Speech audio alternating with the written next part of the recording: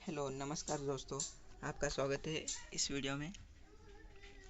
तो आज हम इस वीडियो में मैकेनिकल इंजीनियरिंग थर्ड सेमेस्टर का जो सब्जेक्ट है थर्मल इंजीनियरिंग, उसके बारे में आज इस वीडियो में स्टडी करने वाले हैं। तो इसमें टोटल 3 पॉइंट्स हैं, जिसमें हम पॉइंट नंबर 1.1 वो आज हम लोग इस वीडियो में स्टडी करने वाले हैं। तो दोस्तों, हम लोग पहले हमारा जो वीडियो है वो मराठी लैंग्वेज में बना रहे थे। तो हमारे एक स्टूडेंट ने जो हमें कमेंट किया था कि सर आप जो आपका वीडियो है वो जल्दी से जल्दी बनाओ, और जो है हो सके तो आप हिंदी लैंग्वेज में बनाओ। तो ऐसा आप लोग भी कमेंट किया करें दोस्तों।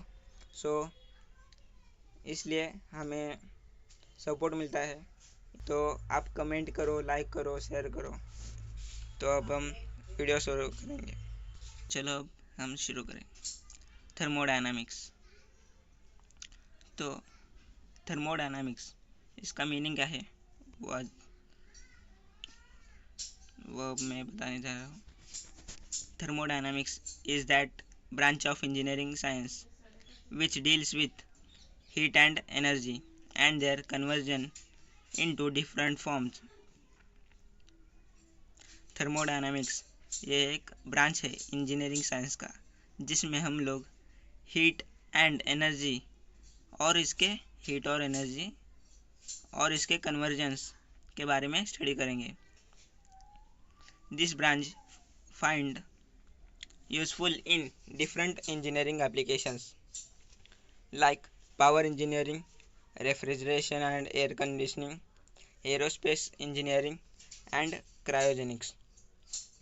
ये जो ब्रांच है हमारा थर्मोडायनामिक्स, इसके एप्लीकेशंस है जो power engineering, refrigeration and air conditioning, aerospace engineering and this. ये सब भी जो इंडस्ट्रीज है वहाँ पर थर्मोडायनामिक्स इस सब्जेक्ट का यूज करना है। तो हमारा पहला पॉइंट सिस्टम। तो थर्मोडायनामिक्स सिस्टम क्या होता है वो पहले हम स्टडी करेंगे। The area of the region in the space under observation for the purpose of study and analysis is known as thermodynamic system। the area or the region, इसका मतलब है एक एरिया, जैसे इधर फिगर में दिया हुआ है। ये जो एरिया है इसे हम लोग सिस्टम मानेंगे। एग्जांपल, ये जो एरिया है ये हमारा सिस्टम है। ये एरिया है जिसमें हम लोग observation for the purpose of study and analysis, उस एरिया में। अब वो एरिया का मतलब क्या हो, अगर हम इस एरिया में स्टडी एंड एनालिसिस करेंगे तो वो एरिया हमारे लिए सिस्टम है। Everything outside the system is known as surrounding. जो कुछ भी सिस्टम के बाहर है वो हम सराउंडिंग ऐसा कंसिडर करेंगे। The system and surrounding are separated by boundary. ये जो सिस्टम और सराउंडिंग को सेपरेट करने वाला है वो है हमारा boundary. Types of thermodynamic systems. Thermodynamic system के 3 टाइप्स है। फर्स्ट है closed system, second open system and third one is isolated system. तो अब हम लोग इन तीनों सिस्टम में डिटेल में इस तीनों सिस्टम के बारे में डिटेल में स्टडी करेंगे। First, closed system. अब हम क्लोज्ड सिस्टम का डेफिनेशन जानेंगे। The system in which transfer of energy takes place across the boundary of a system and mass remains constant is known as closed system. इसका एक example देखें, piston and cylinder arrangement without wall, piston cylinder arrangement without wall, तो हमारा ये open system. Second type है open system, the system in which both mass and energy are crosses the boundary of a system is known as open system. Open system, ये system में हमारा मास और boundary दोनों हमारे सिस्टम के boundary के बाहर जा रहे हैं और बाउंड्री से अंदर आ रहे हैं, तो ये सिस्टम हमारा ओपन सिस्टम होगा। That is the system exchanges both mass and energy. इसका मतलब है ये सिस्टम मास और एनर्जी दोनों एक्सचेंज कर रहा है विथ सराउंडिंग, तो ऐसा सिस्टम जो होगा उसे हम ओपन सिस्टम ऐसा कहेंगे। For example air compressor, automobile engine and turbine, ये सभी जो है वो air compressor, automobile engine, turbine, these are the things which exchanges energy and mass with each other, which exchanges both mass and energy। तो ये जो जिस system में मास और एनर्जी दोनों एक्सचेंज होते हैं उस सिस्टम को हम लोग ओपन सिस्टम ऐसा कहेंगे। अब जो हमारा है third system, isolated system, the system in which neither energy nor mass can be exchanges with the surrounding is known as isolated system। लो, ये हमारा थर्ड सिस्टम है, जो कि द सिस्टम इन विच, इस सिस्टम में neither energy nor mass can be exchanges with surrounding. इस system में energy और मास दोनों में कुछ भी नहीं एक्सचेंज करेंगे। इस सिस्टम में अगर जिस सिस्टम में एनर्जी और मास कुछ भी सराउंडिंग के साथ एक्सचेंज नहीं कर रहा होता, उस सिस्टम को हम लोग आइसोलेटेड सिस्टम ऐसा कहेंगे। एग्जांपल यूनिवर्स में तो हमें पता है यूनिवर्स में एनर्जी कांस्टेंट है,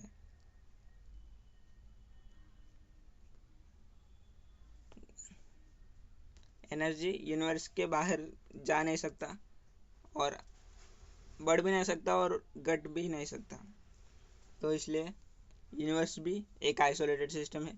थर्मल फ्लास्क ये कुछ देर ये भी आइसोलेटेड सिस्टम है। अगर हम इसमें थर्मल फ्लास्क में अगर हम कोई गर्म चीज़ रखते हैं तो वो गर्म ही रहेगा कुछ घंटे तक, उसके अंदर से हीट बाहर जाने नहीं देगा, तो थर्मल फ्लास्क भी एक आइसोलेटेड सिस्टम का एग्जांपल है। Gas in the insulated vessel, अगर एक वेसल में हम लोग गैस रखेंगे तो वो भी एक आइसोलेटेड सिस्टम होगा।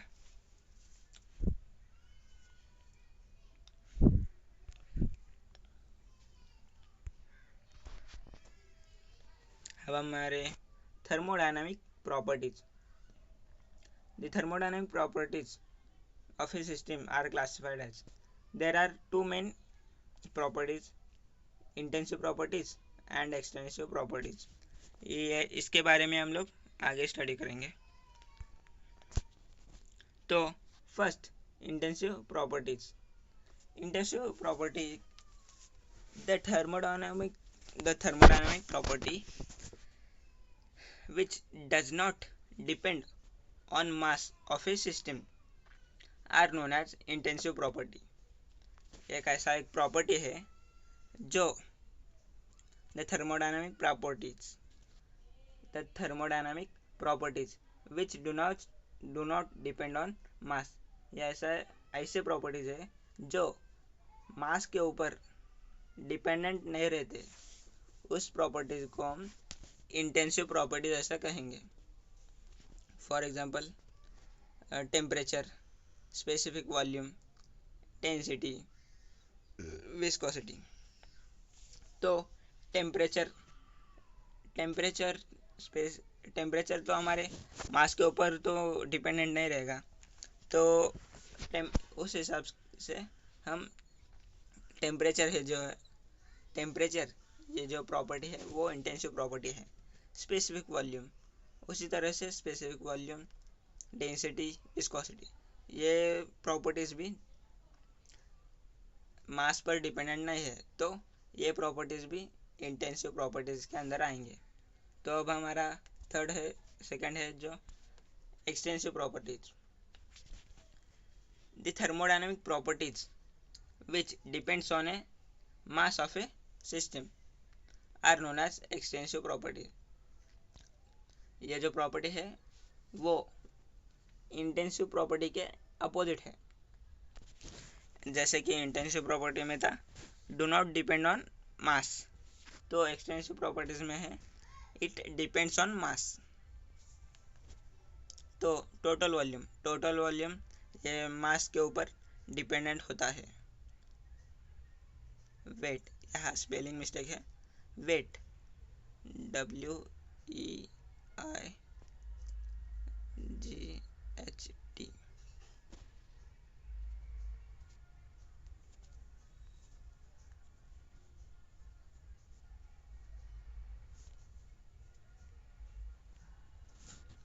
यहाँ पर वेट आना चाहिए, वेट नहीं, वेट।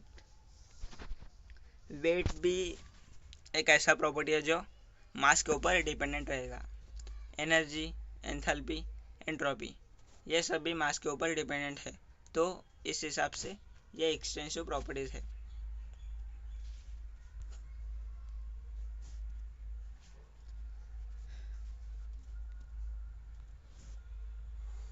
तो अब हम थोड़े डेफिनेशंस पढ़ेंगे। प्रोसेस का मतलब क्या है? प्रोसेस का definition, process is the method of describing the path known as process. ये एक ऐसा एक मेथड जो पाथ को डिस्क्राइब करता है, उसे हम लोग प्रोसेस ऐसा कहेंगे। Cycle when working substance returns in its initial state of condition. When working substance returns in its initial state of condition after passing through series of thermodynamic processes, it undergoes a cycle। जब हमारा working substance जो होगा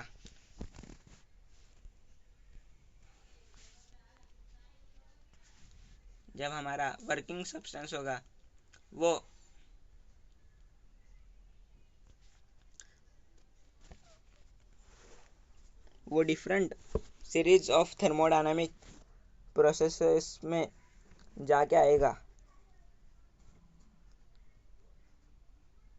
उस process को हम लोग cycle कहेंगे। Work is defined as the product of force and the distance moved by the direction of force। इसे हम लोग वर्क कहेंगे। Heat, it is the form of energy and it is defined as energy transfer without transfer of mass across the boundary of a system because the temperature difference between system and surrounding। आपको समझ में आ गया होगा। Heat एक ऐसा property है जिसमें हम लोग सिर्फ एनर्जी ट्रांसफर करते हैं, मास ट्रांसफ़र नहीं करेंगे, एनर्जी ट्रांसफ़र करेंगे सिर्फ इस प्रोसेस में। Due to difference between temperature.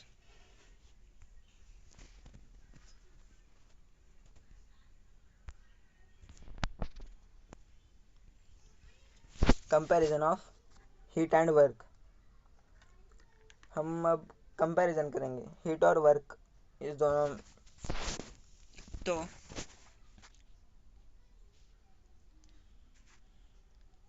Definition of heat, तो यहाँ पे 3 पैरामीटर्स हैं, इसमें फर्स्ट डेफिनेशन हीट का डेफिनेशन जो है, form of energy that is transferred between system and surrounding और to system due to temperature difference. ये अभी हमने इसका डेफिनेशन देखा है। Work, the amount of energy transferred by the force acting through a distance.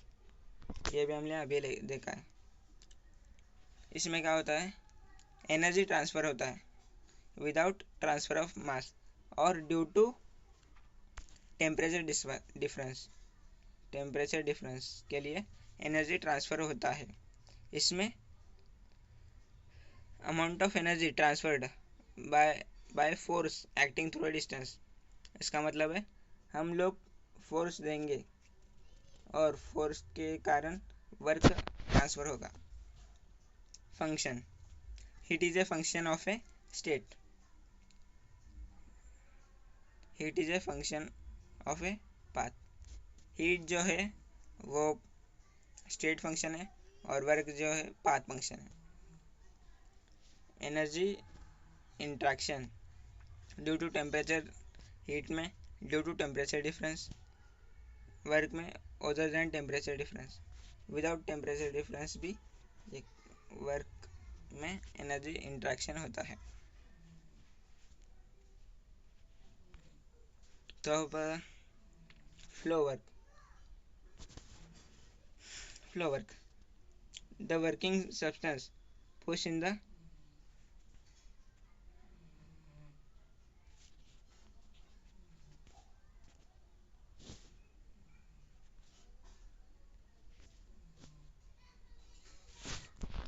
working substance push in and out of the device. The work done is causes such a flow is known as flow work. Enthalpy, enthalpy का definition है the total heat content of a substance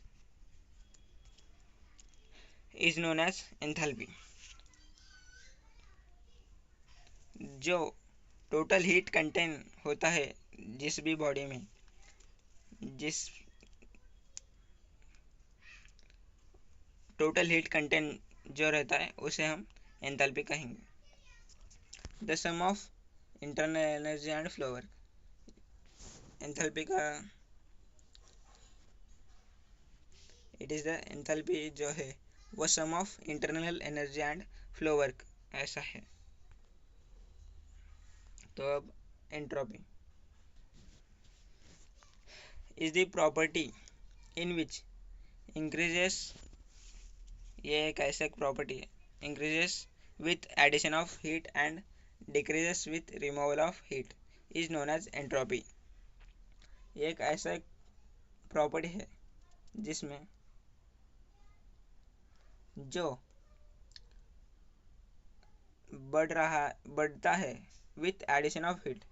addition of, जब heat का addition होगा तब ये quantity बढ़ेगी और जब हीट का रिमूवल होगा तो ये प्रॉपर्टी कम होती जाएगी।